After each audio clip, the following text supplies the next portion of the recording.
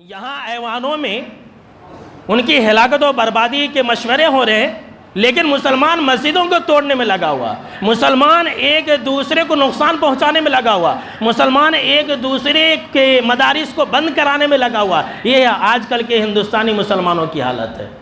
میرے دوستو، آپ یہ بات یاد رکھ لیں، میں آپ کو کچھ حقائق بتلانے والا ہوں کہ اگر تم اختلاف کرو گے تو مرو گے، اگر تم بٹو گے تو پھر کٹو گے۔ یہ لوگوں کو بتلائیے، اور تاریخ گواہ ہے، تاریخ گواہ ہے کہ مسلمانوں کو سب سے زیادہ نقصان اسی اختلاف سے ہوا ہے۔ اختلاف نے مسلمانوں کو ہلاک و برباد کیا ہے، شروع زمانے سے لے کر کے آج تک۔ پھر بھی مسلمانوں کو عقل نہیں ہے۔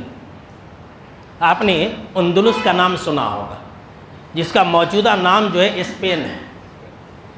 اسپین کے اندر، اندلس کے اندر مسلمانوں نے 800 سال حکومت کی۔ کتنا؟ 800 سال حکومت کی تھی، 800 سال۔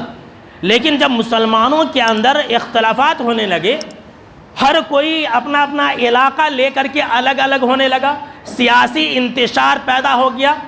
سیاسی انتشار، اسے اردو میں طوائف الملوکی کہتے ہیں۔ جیسا کہ ہم اور آپ دیکھتے نہیں کہ ہمارے محلے میں، ہمارے اسٹیٹ میں جب الیکشن آتا ہے تو ہر محلے میں ایک ایم ایل اے کھڑا ہو جاتا ہے۔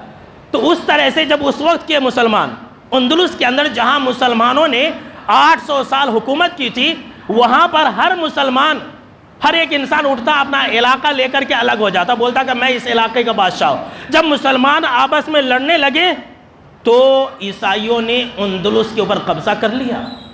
عیسائیوں نے اندلس کی اینٹ سے اینٹ بجا دی۔ جانتی ہیں، آپ کو یہ سن کر کے حیرانی ہوگی کہ جب عیسائیوں نے اندلس کے اوپر قبضہ کیا تھا، 800 سال تک مسلمان جس جگہ پر حاکم تھے، بادشاہ تھے، اختلاف کی وجہ سے یہ جگہ جاتی رہی۔ تو عیسائیوں نے 3 آپشن رکھے مسلمانوں کے پاس، اس وقت جو اسپین کے اندر مسلمان تھے۔ کہا کہ دیکھو، اندلس سے نکل جاؤ۔ اللہ اکبر! کیا کہا؟ اندلس سے نکل جاؤ۔ کہا کہ ٹھیک ہے، اگر تم اندلس سے نہیں نکلنا چاہتے ہو تو پھر تم عیسائی بن جاؤ، اور اگر تمہیں یہ دونوں باتیں منظور نہیں ہیں تو مرنے کے لیے تیار ہو جاؤ۔ اللہ اکبر!